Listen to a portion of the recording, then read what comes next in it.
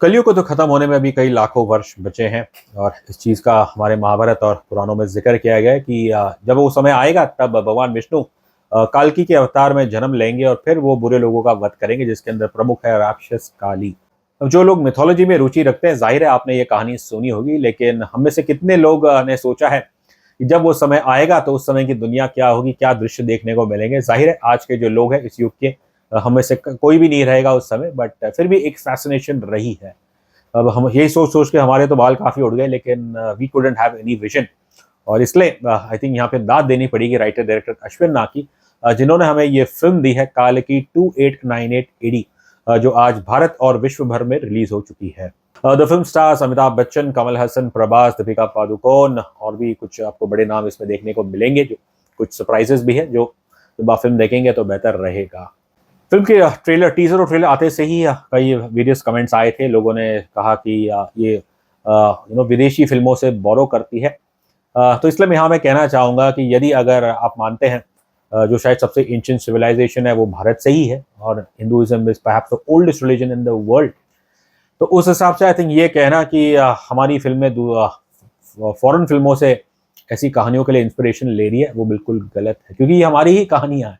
उल्टा यदि आप सिनेमा फॉलो करते हैं तो कई चीज़ों में आप देखेंगे कि गोरों ने हमारी पुराण, हमारी एपिक कहानियाँ पढ़ के उन्होंने अपनी कहानियाँ, उनसे प्रेरणा लेके उन्होंने अपनी कहानियाँ बनाई हैं। तो इसलिए यहाँ पे first of all I think I have to doff my hat to Ashwin Nag कि आपने इस क्या एक अद्भुत दुनिया हमें दिखाई है इस फिल्म द्वारा। ये फिल्म हिंदू स्क्रिप्चर्स पे आधारित है, लेकिन जाहिर है कुछ थोड़ी बहुत क्रिएटिव लिबर्टीज ली गई है। और ये वैसे तो है एक आई would say that mythological science fiction film, और आजकल कुछ एक ऐसी फिल्मों के लिए एक नया शब्द का इजाद हुआ है, स्पाइस पंक, जहाँ बेसिकली आप एक स्पेकुलेटिव फिक्शन या फैंटास्टिकल आर्ट्स उन्हें आप एशियन मिथोलॉजी में डाल के उसे आप वो प्रस्तुत करते हो। और जो दुनिया अश्विन नाग ने हमें दिखाई है, उसे देख के तो जाहिर है आप लोग काफ़ी दंग रह जाएंगे। भले ही इसकी कहानी ज़्यादातर हिंदू स्क्रिप्चर्स से प्रेरणा ले रही है, लेकिन ऐसा दूसरे कल्चर्स उनका भी थोड़ा बहुत सम्मान किया गया है इस फिल्म में। फिल्म के अंदर एक अच्छा डायलॉग है जो शायद अमिताभ बच्चन साहब कहते हैं, जहाँ पे वो बात की जा रही है काल की अवतार की, ये होगा वो होगा। और यही चीज़ obviously in in other foreign cultures as well. बस ये है कि उनके नाम अलग है और उनकी कहानी जाहिर है वो अपने कल्चर के हिसाब से वो वैसी कहानियाँ लिखते हैं। इस दुनिया में ऐसा नहीं है कि ये कोई एक हिंदू वर्ल्ड की कोई फिल्म है। इसके अंदर आपको कुछ ऐसे आपको मोंगोलाइट फीचर्स वाले चेहरे देखेंगे, कुछ गोरे देखेंगे, और बेसिकली यही बताया गया है कि दुनिया अब तकरीबन ख़त्म हो चुकी है और बस जो आखिरी शहर है वो काशी में है, और ये यहीं पे इसकी कहानी है। लेकिन यहाँ मैं बता देता हूँ, काशी में भले बसी हो ये कहानी, लेकिन ये कोई I would say that it is not some kind of modern take on Lord Krishna. ये कहानी महाभारत से शुरू होती है, जब युद्ध ऑलमोस्ट खत्म हो चुका है और उस वक्त भगवान Krishna Ashwatthama, that's played bye Amitabh Bachchan, उन्हें श्राप देते हैं क्योंकि उन्होंने इन छोटे छोटे बच्चों को मारा है और उन्हें चिरंजीवी का श्राप मिलता है। और बस कृष्ण भगवान उनसे यही कहते हैं कि आपको इस धरती पे रहना है, क्योंकि जब कलयुग आएगा और कलयुग के एंड में आपको एक बहुत ही इंपॉर्टेंट भूमिका निभानी पड़ेगी। And then we are transported to this world in 2898 AD, जहाँ काशी है। और भले ही युग बदल गया हो, लेकिन कुछ चीज़ें नहीं बदलती। जो लोग ताकतवर है, जिनके पास पैसा है, और वही दुनिया चलाते हैं। और अब इस काशी की दुनिया जो पावरफुल लोग हैं, वो जो कॉम्प्लेक्स है, नाम दिया गया है complex, it's basically kind of a fantastical world. और जहाँ पे इसे जो यहाँ जो राज करते हैं वो है वन सुप्रीम यास्किन। अब ये जो यास्किन शब्द है सुनने में फौरन लगता है, लेकिन ये संस्कृत शब्द भी है और जिसका अर्थ है ग्लो। अब ये who is playing the supreme Yaskin, in some way basically वो काली का ही कैरेक्टर जैसा है। That's played by Kamal Haasan. शुरू में तो खैर इनके चेहरे पे ग्लो नहीं है, लेकिन जब फिल्म खत्म होती है तब इन्हें कुछ ऐसा मिलता है जिसके कारण ये राक्षस काफ़ी हद तक जवान हो जाता है। ज़्यादा कुछ मैं खुलासा करूँगा नहीं, बेहतर यही है कि आप फिल्म देखिए, इसका आनंद उठाइएगा।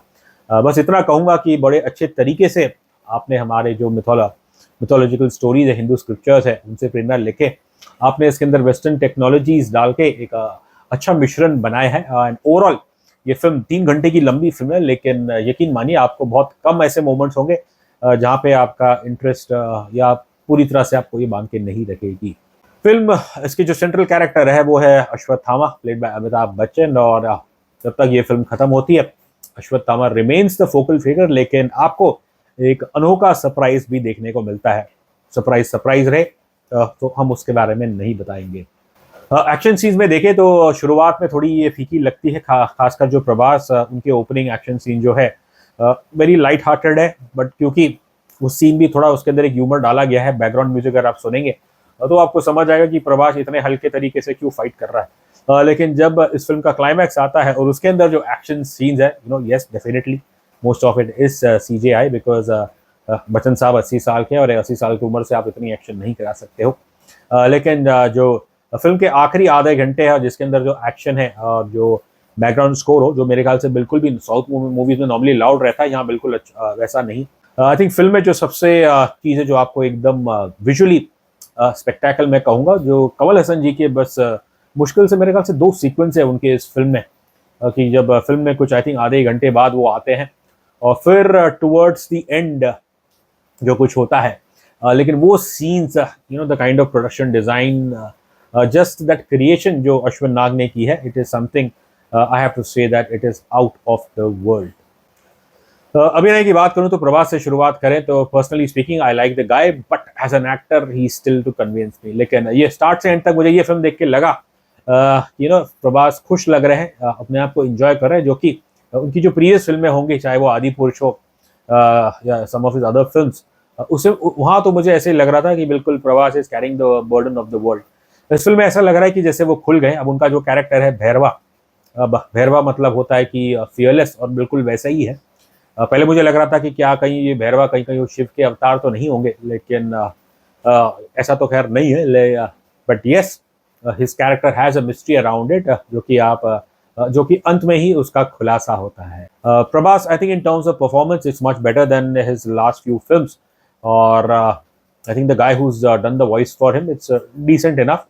बाहुबली में तो खैर शरद केलकर ने उनके लिए वॉइस ओवर दिया था हिंदी डब में, और यहाँ पे एक दूसरे सज्जन है, लेकिन मेन वही है कि that we are just happy to see Prabhas happy on the screen.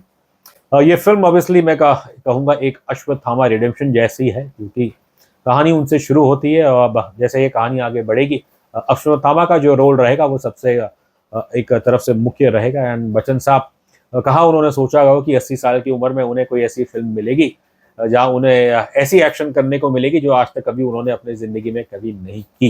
And Bachchan Sahab as always he does a good job, और ही मेक्स द, इतना कहना पड़ेगा कि इस अपॉर्चुनिटी को उन्होंने बिल्कुल अपने दोनों हाथों से पकड़ा है। जो खासकर बच्चन साहब और प्रभास के जो एक्शन सीन्स है टूवर्ड्स द एंड, वो बिल्कुल there out of the world.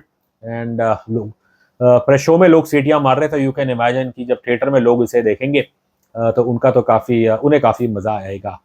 भले ही ये एक साइंस फिक्शन मिथोलॉजिकल कहानी हो, लेकिन प्रभास जिन्हें रिबेल स्टार कहा जाता है, उनकी इस ब्रांड इमेज को भी बड़े खूबसूरत तरीके से अश्विन नाग ने इस्तेमाल किया है इस फिल्म में।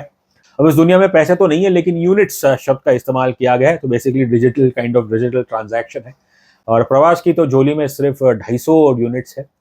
अब उनकी कोशिश बस यही रहती है, he is a bounty Hunter, बस जिन जिन लोगों की तलाश है तो वो बस वैसा काम करते हैं और फिर उसके बदले में वो यूनिट्स पाना चाहते हैं। और कॉम्प्लेक्स पहुंचने के लिए उन्हें 1 मिलियन यूनिट चाहिए, लेकिन दुर्भाग्य से आज तो उनके पास बहुत ही कम यूनिट्स हैं। एक चीज़ और है कि towards in the second half कि कैसे जब पहली बार वो अपनी ज़िंदगी में पहली बार वो कोई कॉन्टेस्ट हारते हैं, उसके बाद फिर उनकी एक बड़ा क्यूट सा एक AI है, and that is voiced by Keerthy Suresh. That character is called Bujji. एक चीज़ हाँ जो अजीब लगती है कि कैसे जब पहली बार मार खाने के बाद और फिर ये अपने जो AI मशीन है उसे रिवाइव करते हैं, लेकिन फिर एक ट्रांसफॉर्मर जैसी मशीन आपको सामने देखने को मिलती है।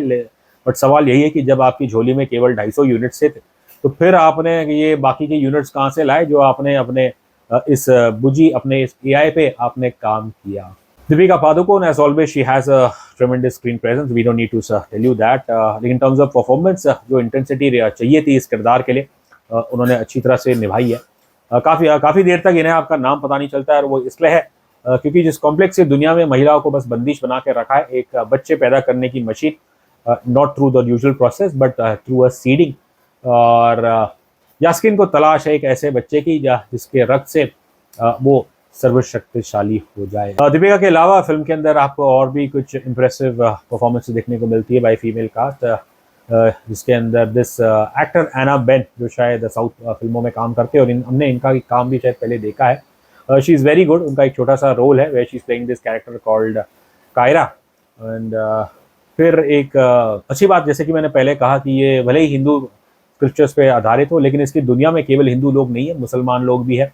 There are people of other origins, और उस हिसाब से शायद ये कहानी ये फिल्म एक इंटरनेशनल अपील रखती है, और ये किसी धर्म का प्रचार नहीं करती है। ये इसकी जो कहानी है, जो इसकी दुनिया है, उसके अंदर एक इंक्लूसिविटी है, और कहानी इसकी बस वही सिंपल है कि जो इस समय जो राक्षस है यास्किन, और जो उसकी कठोर शासन है, कि बस उसका कैसे अंत हो। वो है हमारे कमल हसन साहब, just like mister Bachchan. I don't think even Kamal Haasan साहब ने सोचा होगा कि उन्हें अपनी इस लाइफ के इस पड़ाव में ऐसा कैरेक्टर प्ले करने का मिलेगा, जो कि मेरे ख्याल से उनके कैरेक्टर का सबसे उनके करियर का मोस्ट डिफाइनिंग कैरेक्टर होगा। Now he is used to prosthetics, whether it's चाहे वो हिंदुस्तानी हो, अपू राजा हो, और इस फिल्म में जो शुरू में जो इनका आप लुक देखेंगे, आई एम श्योर काफ़ी लोग they will be intimidated bye it. और बस इस फिल्म में तो खैर इनके दो ही सीक्वेंस है, आने वाले जो 2 पार्ट्स होंगे उसमें ऑब्वियसली ही हैव मोर वो स्क्रीन प्ले टाइम, लेकिन इस पहली फिल्म में जो विजुअल ब्रिलियंस है उन सीन्स की, एक फियर फैक्टर भी है उनके अंदर, उसे जिस अंदाज में दिखाया गया है वो बिल्कुल लाजवाब है, बिल्कुल वर्ल्ड क्लास। दिशा पटनी इस पहली फिल्म में तो एक केमियो जैसा रोल लग रहा है, और बस जब वो आती है स्क्रीन प्ले में उस दौरान थोड़ा आपको लगता है कि शायद अजीब सा है, क्योंकि अगर ऐसी दुनिया में एक खूबसूरत महिला, उसकी जगह तो या तो सिर्फ कॉम्प्लेक्स में बनती है, लेकिन बाहर की दुनिया में तो आपको कोई खूबसूरत महिला देखने को मिलती नहीं है। तो फिर एक ये जो इनका कैरेक्टर है रॉक्सी का, वो कैसे बिल्कुल एक एक ग्लैम डॉल की तरह वो सडनली स्क्रीन में आती है। So I think that's a little thing जो थोड़ा अजीब सा लगा, लेकिन उसके अलावा फिल्म इसकी सबसे जो स्ट्रॉन्ग पॉइंट है वो इसकी कहानी है, जो स्टार्ट से एंड तक आपको बांध के रखती है। इसका जो विजुअल स्प्लेंडर है वो तो खैर है ही कमाल था। जो कुछ इस आपको इस फिल्म में देखने को मिलता है, बस दैट ब्रिलियंट क्लाइमैक्स, उसके बाद अब आई एम श्योर काफ़ी दर्शकों में रुचि रहेगी कि बस अगला पार्ट कब आएगा। क्योंकि ऑब्वियसली हमने तो इसे हिंदी वर्जन में देखा है, और फिल्म के अंदर आई थिंक कुछ जगहों पे जो इंग्लिश डायलॉग्स है, यस यू हैव सम दूसरे दुनिया के आपके लोग हैं फिल्म में, लेकिन जब वो कैरेक्टर्स हिंदी बोलते हैं तो अजीब सा लगता है। और कुछ जगह पे हमें राइटिंग में ऐसा लगा कि कुछ ज़्यादा ही एकदम सिंप्लीफाई करके आपने एक बेसिक इंग्लिश वर्ड्स यूज़ किए हैं। आई थिंक बेहतर यही होता कि आप उन चीज़ों को भी अगर आप हिंदी में बोल देते तो बेहतर रहता। अब क्योंकि ऑलरेडी मेकर्स कह चुके हैं कि ये फिल्म वो एक इंटरनेशनल ऑडियंस के लिए भी बनाई गई है, तो आई थिंक वो थोड़ी बहुत खामियां मैं कह सकता हूँ, लेकिन and once again I think picking on to these things, ये तो बिल्कुल जैसे कि बाल में खाल निकालने के बराबर है। As an Indian, as a भारतीय, हमारे लिए सबसे गर्व की बात यही है कि जो हमारी कहानियाँ हैं उन्हें पहली बार कोई पर्दे में लाने में सक्षम हुआ है। रही बात रेटिंग की, तो मैं इस फिल्म को देता हूँ 5 में से 3.5 स्टार्स।